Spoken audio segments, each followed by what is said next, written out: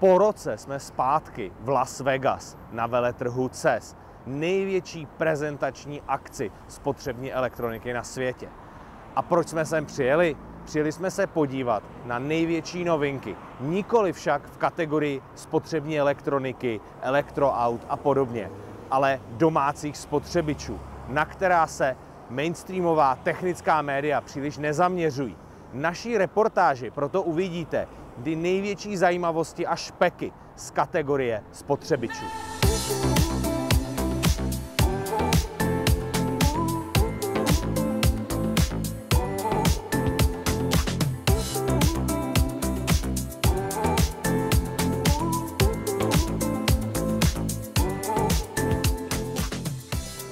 Firma LG tady na veletrhu přitahuje největší pozornost svou průhlednou televizí, která už zamíří do sériové výroby. Ale v rámci domácích spotřebičů je největší novinkou nová generace super prémiových modelů LG Signature. A v rámci této řady je to tato mikrovlnná trouba a tato trouba, respektive sporák s indukční deskou a dvěma oddělenými troubami. Mikrovlnka má 27-palcový dotykový displej, který vám umožňuje zobrazit, co se odehrává nejenom v té mikrovlnce, ale současně i v obou těch troubách. Ty senzory, ty kamery slouží také umělé inteligenci, která vyhodnocuje, zda je to jídlo už hotovo. Včetně toho, že si nastavíte třeba stupeň propečení. Pokud jde o další funkce, tak ten displej samozřejmě slouží k nějakému kompletnímu ovládání kuchyně, těch chytrých zařízení, ale také například k tomu, že si můžete pustit Netflix při vaření. U japonské firmy Panasonic jsme si už zvykli, že na veletrzích v rámci domácích spotřebičů často patří mezi nejzajímavější novinky ty z kategorie osobní péče, jako je například tento fén se systémem Nano, který se prodává zatím pouze v Japonsku. Čím se vymyká? Vymyká se tím, že tady z těch 3 otvorů vychází částice. V podstatě se jedná o takový vylepšený ionizátor, který zajišťuje, aby se vaše vlasy nevysušovaly. Ale co Panasonic přidává jako novinku, je možnost úpravy množství těch částic. Máte na výběr ze 4 nastavení podle toho, jaký typ účesu chcete dále vytvářet.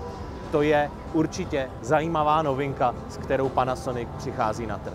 Nenechte se zmást, tento příspěvek není opice. O té už jsme hovořili na veletrhu IFA. Nás tady zajímá především ta lednice, která je v pozadí za mnou. Jedná se o novinku, která byla tady na CESu představena a obsahuje inovativní technologii FreshVault. Jedná se o zásuvku, z které je odsána většina vzduchu, tak, aby vydržely potraviny výrazně déle čerstvé. Není tam přímo vákuum, ale přesto dokáže ta zásuvka udržet třeba maso čerstvé po dobu až 5 dnů. Další takovou perličkou té lednice je středová zásuvka, která je věnovaná vinotéce. Je prosklená a krásně podsvětlená. O chladničce AI Family Hub jsme už mluvili v naší reportáži z veletrhu Area 30. Ale co tady Samsung na CESu prezentuje jako novinku, je propojení tohoto systému s dalšími smart prvky pro analýzu jídla a vašeho jídelníčku. Pomocí telefonu si můžete fotit jednotlivá jídla, která jíte během týdne, a systém dokáže rozpoznat, co to je za jídlo, jakou má kalorickou hodnotu i z čeho se skládá. A doporučí vám následně úpravu vašeho jídelníčku. Současně lednice navrhuje právě na základě těchto doporučení, co byste měli vařit. A to i podle toho, co v samotné lednici máte. Doporučí vám, co byste měli dokoupit, abyste dosahli lepších výsledků při své dietě a zlepšení svého stravování. Na CESu to samozřejmě hýří robotickou technikou, a to včetně robotických vysavačů. Spousta firem sem přivezla úplně nové produkty, které zde představuje a odhaluje světu. Já tady stojím u první novinky, která určitě stojí za pozornost, a to je nový robot od firmy Dreame, který je schopen překonat až 4 cm prahy a v případě dvojitých prahů je to až 6 cm. Robot k prahu najede a následně se nadzvihne a v podstatě se na ten práh vyšvihne.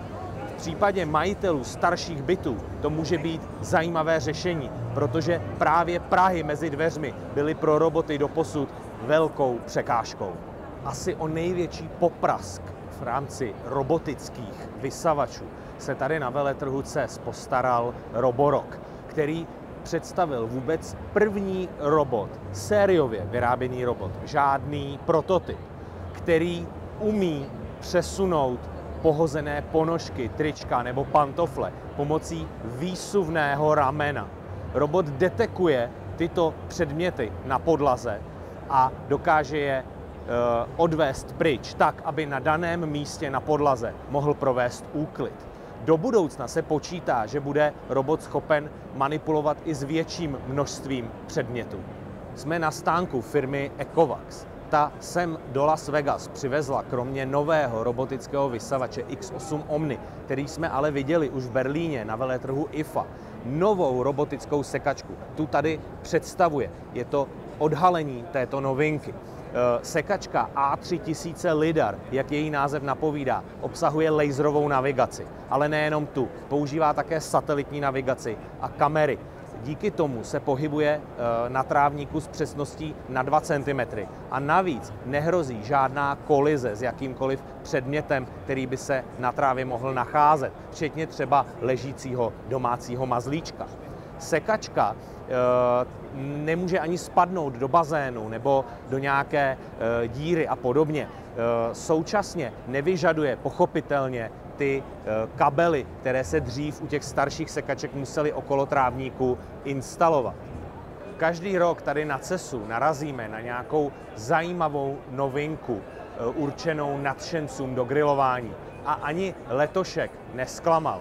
Stojím tady u grilu od firmy Brisky, který využívá umělou inteligenci a ovládání z aplikace k přesnému řízení grilování. Jak?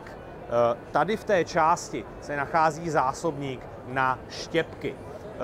Ty štěpky jsou do toho grilu automaticky posílány tak, aby byla přesně udržována nastavená teplota.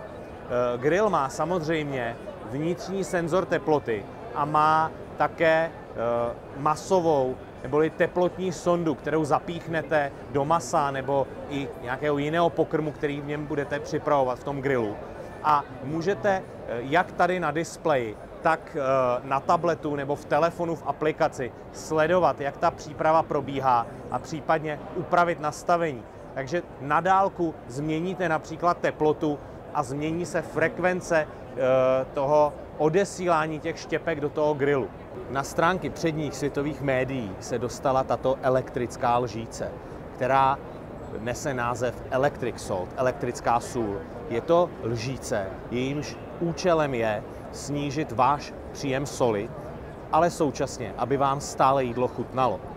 Lžíce vysílá do jazyku drobný elektrický náboj a způsobuje, že se molekuly soli, které by běžně na chuťové pohárky nedopadly, tak právě na ty chuťové pohárky dopadnou a vy máte pocit, že jídlo slanější, aniž byste ho museli dosolovat. Teď tady máme jednu věc, která může připomínat až takový biblický zázrak, nebo naopak nějakou vychytávku ze světa Franka Herberta Duny. Jedná se o zařízení, které zachycuje vlhkost ze vzduchu a generuje téměř 4 litry vody za den, které se uchovávají v tom přístroji. Vy si následně můžete tu vodu nechat dávkovat do šálku, ale v případě této novinky lze dokonce použít k přípravě kávy z kapslí. Na stánku Kickstarteru jsme narazili na tento kávovar, který na první pohled může vypadat jako celkem obyčejná pákovka, i když má takový trošku netypický design. Ale vězte, že se nejedná vůbec o obyčejný kávovar. V podstatě je to kávovar, který chce přinést do světa kávy a espressa takovou malou revoluci. A to formou 10 senzorů, které měří a kontrolují přípravu kávy v celém tom procesu. obsahuje například senzor teploty vody, průtoku vody, velice přesnou váhu, kdy zvážíte tu dávku té kávy a ten kávovar i podle toho následně upravuje ten cyklus. Dá se říct, že ty senzory mají za úkol nahradit takový jako baristický a zkušenosti těch profíků z kaváren, tak, aby i obyčejný laik si doma připravil dokonalý šálek espressa. Elektrický zubní kartáček je skvělá věc, ale abyste udrželi svůj chrup dokonale čistý, měli byste používat například ty kartáčky pro čištění mezizubních prostor nebo ústní sprchu. Tento kartáček řeší obě věci najednou. Je to kartáček kombinovaný s ústní sprchou. Nejdříve si s ním vyčistíte zuby a následně použijete funkci ústní sprchy. Voda se doplňuje tady vzadu a stačí zmačknout toto tlačítko. Odskočili jsme si z výstaviště veletrhu CES do luxusního 5hvězdičkového hotelu Bellagio, který bude známý všem filmovým fandům, protože se zde natáčel slavný film Dannyho Parťáci. Ale my tady nejsme kvůli vykrádání trezoru nebo jiným kulišárnám, ale přišli jsme se podívat na novinky, které firmy představují v sále za námi. Všichni známe čističky vzduchu.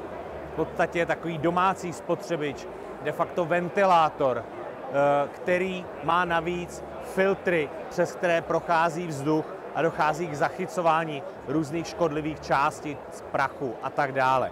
My tady ale máme čističku vzduchu, která je úplně jiná. V podstatě jde o tento prášek. Jedná se o speciálně vyvinutou bakterii francouzským startupem Neoplant, kterou smícháte s vodou, vytvoříte roztok a zalijete běžnou pokojovou květinu, rostlinu. A ta rostlina v podstatě začne fungovat díky této bakterii jako čistička vzduchu s 30násobným navýšením filtračních schopností, které ta rostlina přirozeně má. Z každé rostliny v domácnosti tak můžete udělat takovou efektivní čističku vzduchu, která zachycuje různé škodliviny. Pro spoustu rodičů může být cestování s malým dítětem noční můrou.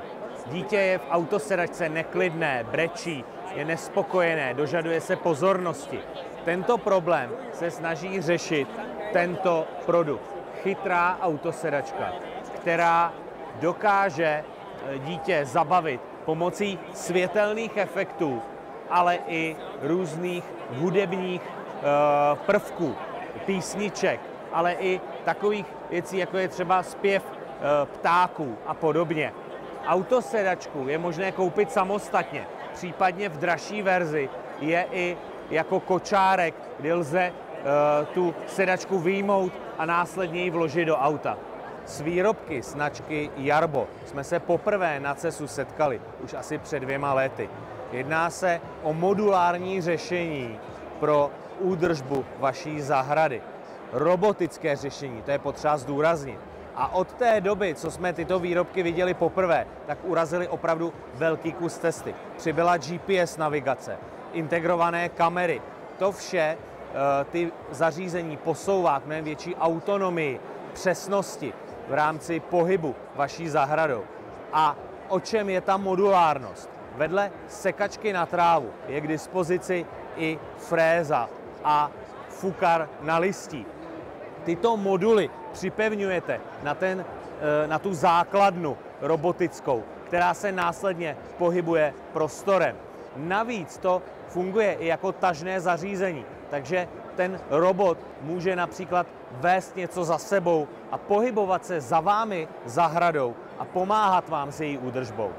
Veletrh CES určitě není pro trh domácích spotřebičů tou nejdůležitější výstavou na světě, ale objevují se zde velmi zajímavé, neotřelé produkty, často technologicky zcela se vymykající, jak jste mohli vidět i v naší reportáži. Už nyní se ale můžete těšit na další reportáže z amerických veletrhů, které připravujeme.